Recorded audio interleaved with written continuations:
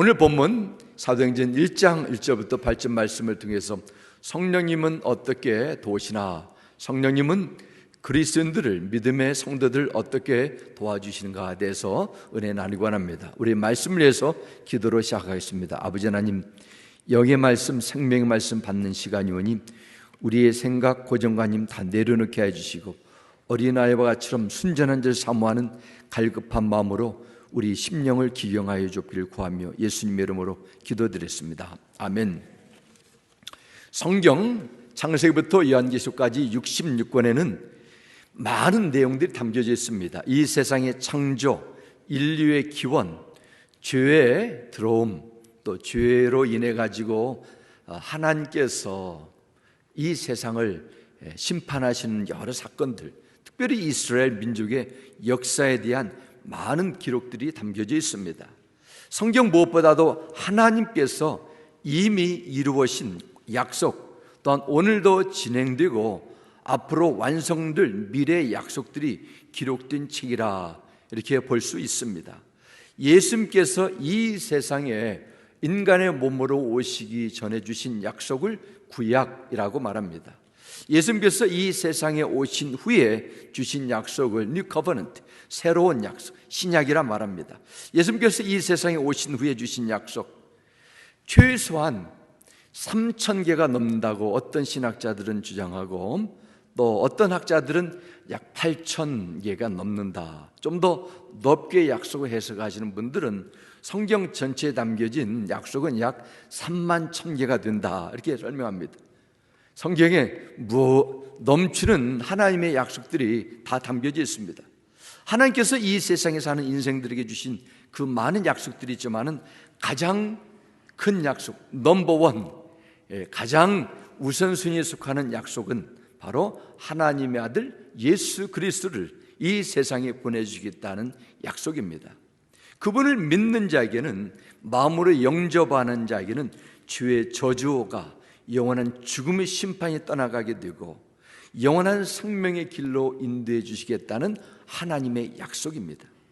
예수님께서 하나님의 나라와 모든 영광을 다 내려놓으시고 우리와 같은 연약한 육의 몸으로 이 세상에 오신 것은 하나님께서 인류 구원을 하고자 하는 약속을 하신 그대로 성취한 사건, 이렇게 볼 수 있습니다.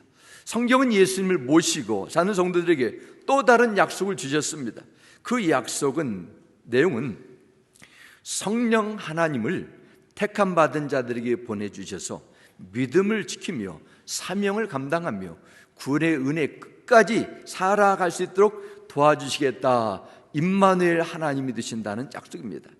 성령께서 이 세상에 오신 사건은 하나님의 약속이 그대로 이루어진 사건입니다. 단순한 2000년 전에 마가 다락방에서 일어났던 뜨거운 체험이 그 한계가 아닙니다. 뛰어넘어서 하나님께서 인류 모든 역사를 보시고 하나님의 구원의 경영 속에서 그때 이루신 약속입니다. 예수님을 승천하시면서 너희들은 예루살렘을 떠나지 말고 약속하신, 하나님께서 너희들에게 주시겠다고 약속하신 성령님을 기다리라, 이런 명령을 주십니다. 예수님의 명령을 받은 제자들과 120명의 성도들은 마가 다락방이라는 곳에 모여 이 약속의 말씀을 끝까지 붙들고 매일 묘에서 기도하며 성령님이 오시기를 간절히 고대합니다. 그리고 열흘이 지난 오순절에 마침내 성령님이 그들에게 강력히 임했습니다. 이 날을 기념하는 절기를 오늘 성령 강림 주일 이렇게 부릅니다. 이 날은 유월절 이후에 첫 안식일 다음 날로부터 50일째 되는 날로 모세가 홍해를 건너서 광야 생활을 할 시점에 시내 산에 올라가 십계명을 받은 그 날이기도 합니다. 구약의 하나님의 나라 백성들이 오순절날 십계명을 받았다면 신약의 교회는 오순절날 성령의 충만함을 받았습니다. 마치 오순절날 이후에 이제는 하나님의 은혜의 때가 임한 것입니다. 성령 시대가 열렸습니다. 성령 시대와 함께 주님의 교회가 세워지기 시작했습니다. 그러면 오순절 성령님의 오심에 믿는 성도들에게 어떤 의미를 주는가? 왜 오순절 성령 사건은 바로 오늘을 사는 이 시대 성도들에게도 중요한 의미를 가져다 주는가? 오늘 본문 말씀을 통해서 성령님께서 믿는 자에게 오셔서 행하신 일들을 살펴보면서 여러분의 신앙생활 속에서도 동일한 성령님의 강력한 역사하심이 실제로 체험되는 그런 믿음의 삶이 이루어지기를 주의 이름으로 축원합니다. 세 번째 세 가지로 나누겠습니다. 첫 번째는 성령님은 구원의 능력이 임하도록 한다는 것입니다. 오순절에 성령님이 임하셨습니다. 왜 오셨어요? 무엇보다도 택함 받은 자들이 예수 그리스도가 누구인가를 깨닫고 그분이 구원자여 하나님의 아들임을 믿도록 하기 위해서입니다. 로마서 1장 16절은 말씀합니다. 이 복음은 모든 믿는 자에게 구원을 주시는 하나님의 능력이 됨이라 이렇게 말씀합니다. 모든 믿는 자에게 무엇을 믿어요? 예수 그리스도의 오심, 복음을 믿는 자들에게 구원을 주시는 하나님의 능력입니다.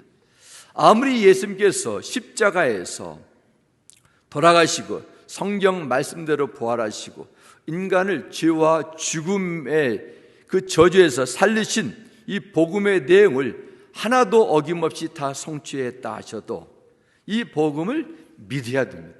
믿는 자에게 구원의 은혜가 임한다고 하나님은 조건을 거셨습니다. 그러면 누가 이 복음을 믿는 것입니까? 인간의 이성, 상식, 깨달음, 이해가 돼서 믿어지는 것일까요? 아닙니다.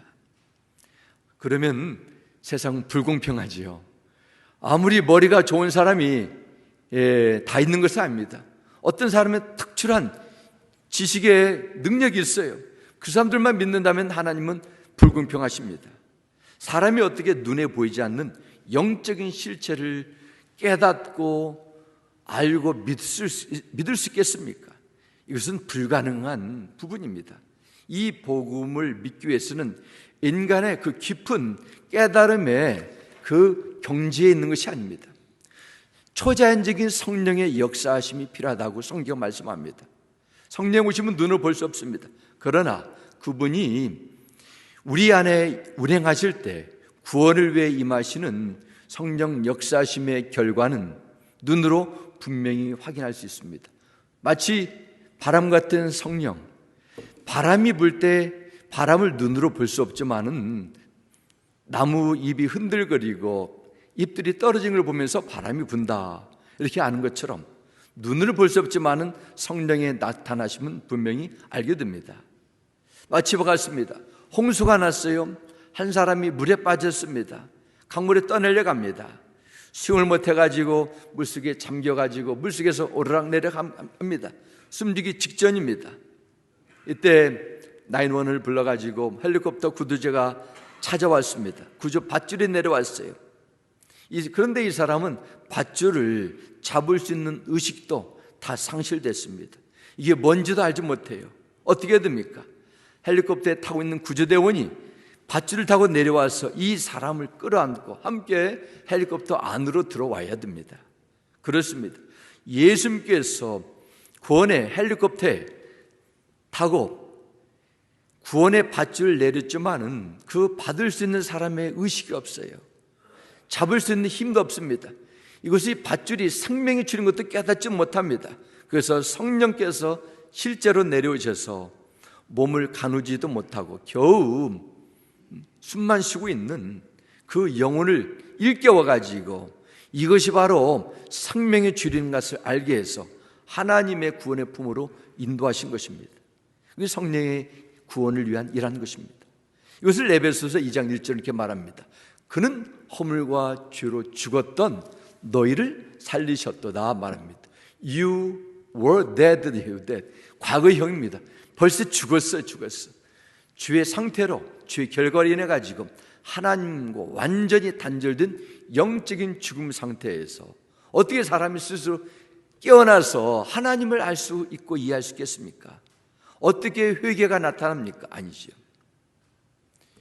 허물과 죄로 이미 죽었는 인간은 결코 예수 그리스도의 복음을 깨달을 수 없습니다. 그러나 성령께서 그 사람 영혼 속에 역사하시면 허물과 죄로 죽었던 사람의 영혼을 살리는 구원의 역사가 나타나게 되는 것입니다. 고린도전서 13장 3절 이렇게 말씀합니다. 그러므로 나는 여러분에게 알려드립니다. 하나님의 영으로 말하는 사람은 아무도 예수를 저주를 받아라 하고 말할 수 없고, 다시 말씀드리면 성령으로 함께하는 사람이 예수 그리스도를 비난하고 무시하고 저주할 수 없다는 것입니다. 또 성령을 힘입지 않고서는 아무도 예수를 주님이시다 하고 말할 수 없습니다. 예수를 주님이라고 고백하고 중생의 체험을 이루는 그 근원은 성령을 힘입는 그 결과라, 이렇게 말씀하는 것입니다. 성령이 아니면은 주님을 알 수도 없고 고백할 수 없고, 구원이 왜 필요한 것도 깨달을 수 없습니다. 왜 사람들이 주가 무엇인지 구원이 무엇인지 모릅니다. 이 세상이 전부인 것처럼 착각하고 살아갑니다. 그 사람에게는 성령의 역사가 빠졌기 때문입니다. 내 의지와 이성으로 깨달아 가지고 내 지식으로 회개할 수 없어요. 오히려 자신을 변명하고 옹호합니다. 인간의 이성, 경험, 하나님을 알 수도 없습니다. 자신이 얼마나 하나님 앞에 무서운 죄에 넘어진 존재인가를 알지 못합니다. 사람의 영이 강력한 어둠의 영에 속아서 영적인 눈이 감겨져 있기 때문입니다. 설교를 들어도 마음의 변화가 나타나지 않습니다. 그러나 성령께서 역사하실 때, 내가 하나님 앞에서 얼마나 큰 주인이고 인생의 실체가 무엇이고 사람의 영혼이 어떤 상태이고 내가 이 세상에 죽어서 그냥 땅에 묻히고 사라지는 존재가 아니라 하나님의 영혼의 때에 내가 심판대 앞에 서게 된다는 것이 나에게 실제로 믿어지게 되는 것입니다. 주님께서 나를 위해 십자가를 짊어지시고 나도 주님과 함께 영원한 부활의 삶이 약속되는 산소망을 갖게 되는 것입니다.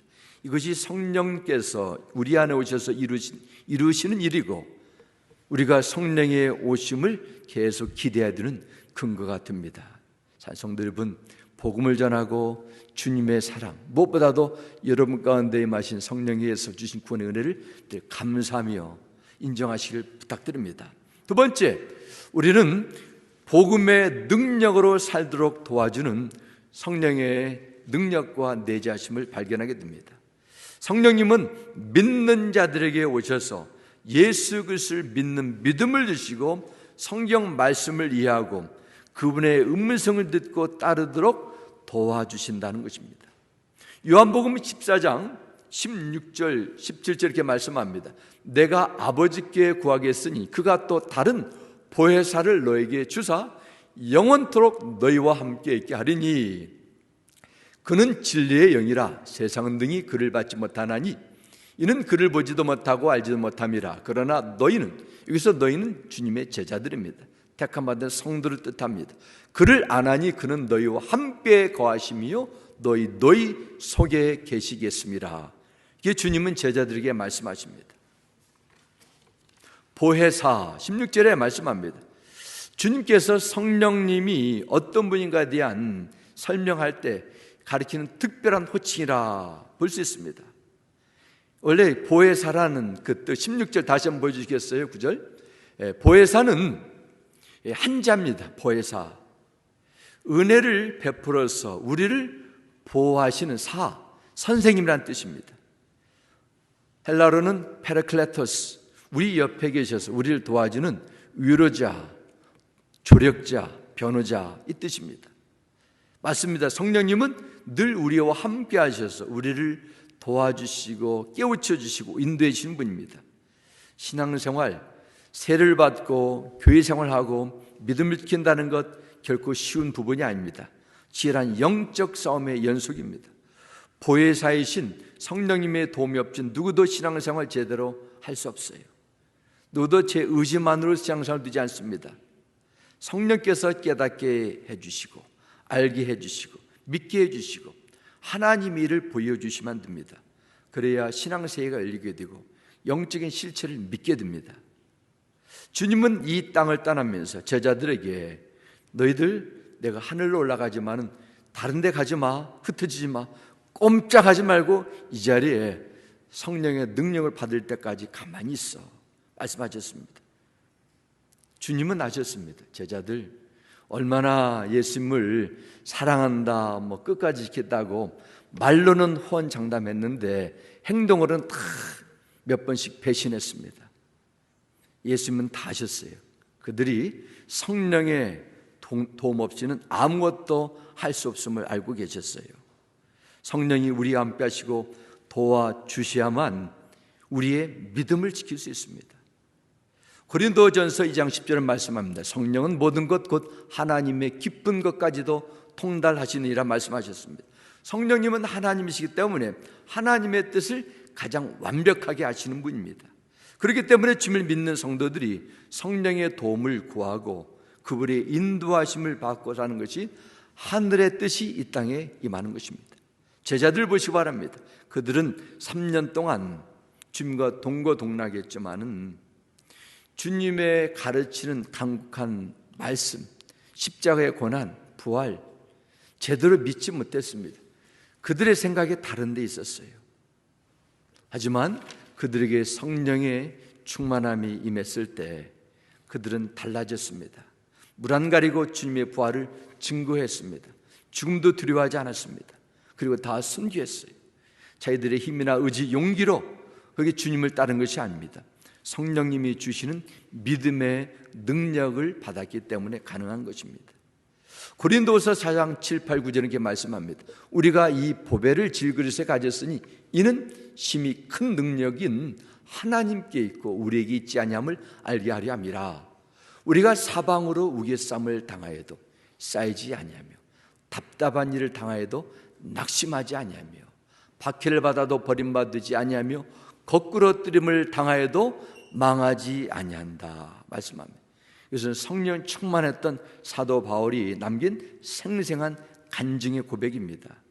성령께서 나를 돕고 보호하시는데 위로하시고 늘 격려해 주시는데 누가 감히 나를 사방으로 우겨쌈을 당하여도 나를 쓰러뜨릴 수 있냐는 거예요. 성도도 그렇습니다. 이 세상에서 여러 가지 일들을 만납니다. 실패도 하고 억울함을 당하기도 하고 질병으로 사고로 저는 예상치 못한 아는 사람들의 배신으로 인해 가지고 어려움도 겪을 수 있어요. 그래도 질그릇에 담긴 성령의 임재하심 때문에 아무도 우리를 거꾸러뜨리지 못하고 망하지 못하게 함을 믿으시기 바랍니다. 그래서 성령께 주시는 은혜를 힘입어야 돼요. 성령의 역사하십니다. 저희 부모님이 제가 지금 초등학교 부르는데 제가 다닐 때는 국민학교 졸업하니까 자전거를 사주세요. 자전거. 제가 자전거를 한국에서 중학교, 고등학교 6년을 자전거를 타고 다녔습니다. 그 후에 자전거를 몇 번 바꾸기는 했지만 잊어버리고 고장나서 바꾸긴 했지만은 계속 자전거를 탔어요. 근데 자전거는 내 다리의 힘으로 움직여야 돼요. 힘이 날 때는 학교를 가려면 오르막길을 했는데 힘이 지치면 내려서 자전거를 끌고 가야 되고 힘이 있으면 그 오르막길을 페달을 밟으면서 가야 됩니다. 전적인 나 힘이 있어야 돼요. 우리 신앙생활 속에서 나의 육체적인 정신적인 의지와 힘만으로 신앙을 하게 되면은 이건 뭐 오르락내리락 할 수밖에 없어요. 하나님이 주신 힘을 받아야 돼요. 영적인 그 모터가 강력하게 정착돼서 내 힘이 아니라 하나님이 주시는 내적인 힘으로 우리 세상을 헤쳐나가고 믿음을 지켜야 됩니다. 그래야 죄에 대해서, 의에 대해서, 마귀에 대해서 담대하게 맞서고 이겨낼 수 있어요. 그렇기 때문에 성령을 인정하고 환영하고 모셔드리고 의지하고 충만한 것, 우리 모든 사람에게 저 질이 필요한 줄 믿습니다. 또한 성령은 우리의 믿음을 지킬 뿐만 아니라 성령님은 여러분의 기도 생활을 도와주십니다. 로마서 8장 26절 말씀입니다. 이와 같이 성령도 우리의 연약함을 도우시나니 우리는 마땅히 기도할 바를 알지 못하나 오직 성령이 말할 수 없는 탄식으로 우리를 위하여 친히 간구하시느니라 말씀합니다. 우리는 제대로 기도를 하긴 하는데 하나님 보시기에는 잘 못한다는 것입니다. 얼마나 제대로 하지 못하면 성령이 말할 수 없는 탄식으로 기도를 지켜본다 하셨어요. 여러분 기도하는 제목을 한번 보시기 바랍니다. 어떤 의미에서 보면 기도는 하긴 하는데 정말 이 기도 응답이 중요한 것인지, 나에게 도움이 되는 것인지, 내 신앙생활에 도움이 되는 것인지를 알지 못하고 그냥 구합니다. 급한 마음에서. 그래서 성령께서 우리 대신에 말할 수 없는 탄식으로 우리를 위하여 친히 간구하신다. 영적 기여서 어떤 때는 또 방언을 통해서, 통변을 통해서, 다양한 성령의 역사하심을 통해서 우리가 드리지 못하는 온전한 기도를 성령께서 도와주셔서 바꿔나가신다는 것입니다. 그 이유는 성령께서 여러분의 가장 중요한 것을, 가장 무엇이 이때 필요한 것을 알고 계시기 때문입니다. 에베소 6장 18절 말씀에도 모든 기도와 간구로 항상 성령 안에서 기도하고 그분의 인도하심 속에서 나의 욕심과 내가 가지고 오는 급한 마음 속에서 이것저것 구하는 것보다도 성령의 도움을 받아서 하나님의 뜻 안에서 이루어지도록 기도하고 이를 위해 늘 깨어서 모든 일에 인내하며 성도를 위해 간구하십시오. 이렇게 말씀합니다.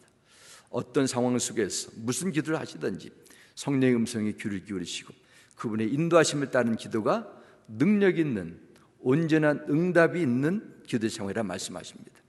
그래서 우리 모두가 성령 충만하셔서 중언부언하는 흉설수설하는 그런 기도에 멈추지 기도 생활이 아니라 하나님께서 응답하시는 놀라운 기도 생활이 이루어질 주의 이름으로 축원합니다. 아멘. 세 번째 성경 우리의 도우신 방법은 우리의 믿음을 지키고 우리의 기도 생활을 돕는 뿐만 아니라 우리의 속사람을 변화시켜 주십니다. 내 영혼이 성령의 다시 받을 때 나의 삐뚤어진 기질, 상한 성품을 치료해 주시고 어두워진 마음을 밝혀주시고 마음과 생각의 초점이 내가 아니라 주님의 생각과 일치되도록 도와주십니다. 성령님은 교회 안에 속한 모든 성도들이 주님의 명령을 따르고 한마음 한뜻 주님의 몸에 온전함이 되도록 도와주시는 분입니다. 만일 교회 성도들이 먼저 성령 안에서 하나 되는 것을 무시하고 다른 방법으로 하나가 되려는 시도에는 한계가 있습니다. 우리 같은 교회에서 같은 취미, 같은 고향, 같은 학교, 같은 삶의 수준, 비슷한 그 사람들이 서로 가까워지고 하나가 되는데 도움은 될 수 있습니다. 그러나 결정적인 사건을 만나면 다 뿔뿔이 흩어지게 돼요. 하지만 성경에서 말씀하는 교회 하나됨의 원리는 이것이 아닙니다. 하나됨의 원리는 먼저 예수 그리스도와 내가 하나가 되어야 되고 나의 영과 하나님의 영이 하나가 될 때 점점 교회 안에 있는 주님의 영적인 공동체가 하나가 되게 됩니다. 에베소 4장 4절에 말씀합니다. 몸도 하나요 성령도 한 분이신 이와 같이 너희가 부르심의 한 소망 안에서 부르심을 받았니라 말씀합니다. 주님의 교회에 나타난 놀라운 영적인 파워는 성령 안에서 서로가 하나가 되는 것입니다. 성령님은 믿는 성도들이 진리 가운데로 하나가 되도록 인도하십니다. 진리는 하나이기 때문에 한 방향으로 진리를 따르게 된다면 그렇게 하나가 될 수밖에 없습니다. 되지 않는 것은 바로 성령의 생각과 육의 생각이 구분되었기 때문에 그렇습니다. 한 성령님을 모시고 사는 성도가 된다면 생각이 같아지는 것은 당연한 것입니다. 교회 안에서 성도들의 생각이 성령으로 하나 될 때 교회가 하나 되는 놀라운 변화가 나타나게 되고 그 변화되는 교회를 통해서 하나님의 나라는 점점 확장되게 됩니다. 성장한 배경이 다르고 신앙의 색깔도 다르고 취미도 재능도 각양각색이지만은 한 마음 한 생각을 가지고 같이 섬길 수 있는 것은 우리 모두가 다 한 성령님을 모시고 그분을 따를 때 가능하다는 것입니다. 그래서 교회 생활 속에서 먼저 내가 성령 안에서 하나 되는 중요한 전제 조건이 필요합니다. 그래서 빌립보서 3장 3절 전반절에도 하나님의 성령으로 봉사하며 그리스도 예수로 자라는 옥체를 신뢰하지 아니하는 우리가 곧 할례파라 말씀합니다. 하나님의 성령으로 봉사해야 된다. 우리가 봉사할 수 있습니다. 나의 욕심, 부담감, 다른 사람의 눈치, 일에 필요해서 봉사합니다. 그러나 무엇보다도 하나님께서 주신 은혜에 대한 감사함, 기쁨으로 봉사한 것과는 차원이 다릅니다. 전에는 나의 의로움을 자랑하고 나의 이름을 자랑하고 업적을 자랑하기 위한 그런 마음을 가지고 내가 가졌고 또 그런 동기에서 봉사를 하는 이것이 아니라 하나님의 성령으로 봉사하는 모습이 건강한 교회 생활이라 성경 말씀합니다. 우리 교회가 성령의 인도하심과 함께하심으로 시작되었고 지금도 여러분을 통해서 일하시고 앞으로도 주님의 교회는 성령께서 함께 일하실 때 교회를 통해 주신 하나님의 놀라운 사명이 점점 주님의 때 열매를 맺기를 줄 믿습니다. 우리 눈에는 어떠한 가능성이나 소망이 보이지 않다 해도 성령 하나님께서 함께 하시면 우리에게 맡겨진 일을 넉넉히 해나갈 줄 믿으시기 바랍니다. 이런 믿음을 꿈꾸면서 어떤 일들 속에서도 성령이 주시는 힘과 은혜 속에서 주님을 섬기는 아름다운 믿음의 공동체가 되실 주 이름으로 축원합니다. 세 번째, 예수님의 증인이 살도록 성령님은 도와주신다 말씀합니다. 성경에 보면 구약의 하나님 보면 인간의 놀라운 그 구원의 계획을 보여주셨습니다. 아담과 하와가 죄로 인해 가지고 저주에 빠진 죽음 앞에 서 있는 인간을 구원해 주시고 구원을 점점 계획하신 그 구원의 모습이 나타나게 하십니다. 신약의 예수님은 인간을 위해서 십자가의 그 죽음을 통해서 그 인간이 가지고 있는 죄의 저주의 값을 치르시고 부활을 통해서 구원을 이루신 사건이 나오게 됩니다. 또한 성령님께서 오셔서 구원의 복음을 나뿐만 아니라 점점 많은 영혼들에게 전한 일을 하시기 위해서 오셨다고 말씀합니다. 오늘 본문으로 돌아가서 4절과 5절 말씀 보겠습니다. 사도와 함께 모이사 그들에게 분부하여 이르시되 예루살렘을 떠나지 말고 내게서 들은 바 아버지께서 약속하신 것을 기다리라. 요한 물로 세를 베풀었으나 너희는 몇 날이 못 뛰어 성령으로 세를 받으리라 하셨느니라 말씀합니다. 예수님께서 하늘에 오르시기 전에 제자들에게 마지막으로 당부한 유언적인 명령입니다. 그래서 제자들에게 명령하신 내용은 하나님께서 제자들에게 약속하신 것이 있으니 그것을 받을 때까지 계속 남아있으라는 것입니다. 그리고 말씀하시기를 요한은 물로 세를 베풀었으나 너희는 몇 날이 못 뛰어서 성령으로 세례를 받으리라 하셨느니라 하셨습니다. 세례요한은 사람들에게 물 세례로 베풀었습니다. 그러나 이제 하나님께서는 제자들에게 성령 세례를 베풀어 주시겠다는 것입니다. 그리고 마지막으로 8절 보면 이런 주님께서 약속을 주셨어요. 오직 성령이 너에게 임하시면 며칠이 지나고 성령의 그 강력한 임재가 불의 혀같이 내리게 될 때 너희가 권능을 받고 예루살렘과 온 유대와 사마리와 땅끝까지 이르러 내 증인이 되리라 하시니라 말씀하셨습니다. 지상 명령을 성도들이 계속 따를 수 있는 능력을 주님은 믿는 자들에게 남기고 하늘로 올라가셨어요. 무작정 올라가신 분이 아닙니다. 예수님이 땅에 계시면서 제자들이 지금 살아갈 수 있도록 예수님의 모습을 가까이서 보여주셨습니다.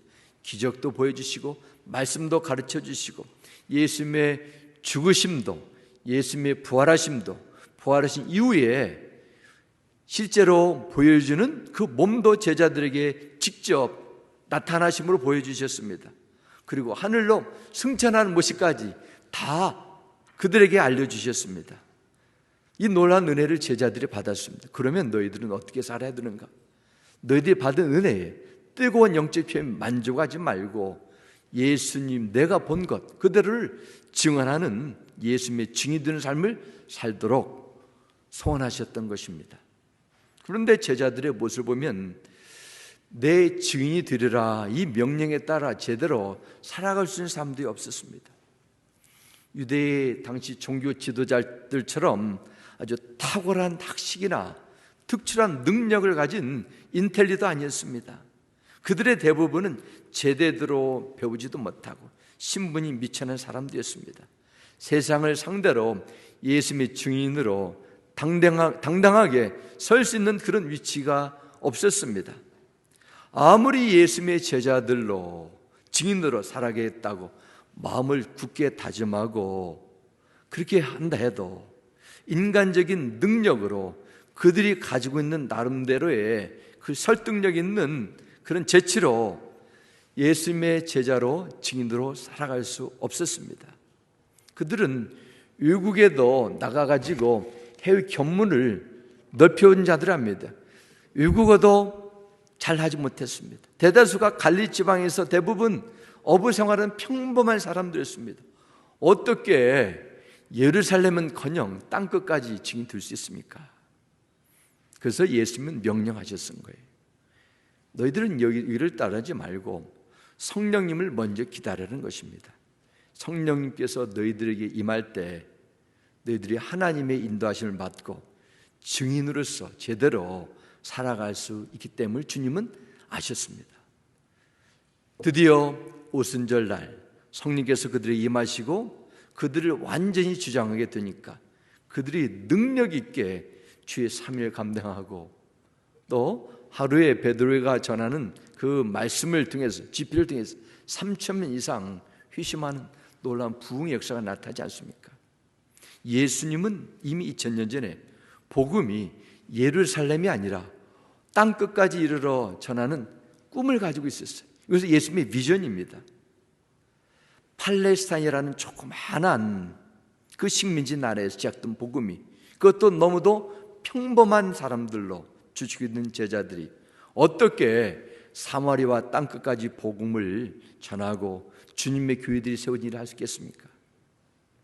예수님의 꿈대로 주님의 약속대로 주의 복음은 예루살렘에서 시작됐지만 점점 누룩처럼 번져서 사마리아, 소아시아, 유럽 또 아메리카 그 동방 그 조국 대한민국에까지 남미, 아프리카까지 복음이 전해졌습니다. 이것은 다 성령님이 성령 충만한 사람을 통해 사신 것입니다. 그런데 이 사도들뿐만 아니라 오늘 사는 모든 성도들에게도 증인의 삶을 다 주셨어요. 믿음으로 구하는 자들에게 또한 성령의 충만함 임할 것인 것도 약속하셨습니다. 그런데 오늘 이 시대는 여기에 대해서는 깊게 여기지 못한 것 같아요. 나는 요한의 세례는 받았는데 성령의 세례는 뭔지 모르겠습니다 말하는 아볼로와 같은 많은 성도들이 교회 안에 대부분을 차지한 것입니다. 오늘날 세계적으로 가장 뜨겁게 복음이 성장하는 여러 곳이 있는데 중국이라 말합니다.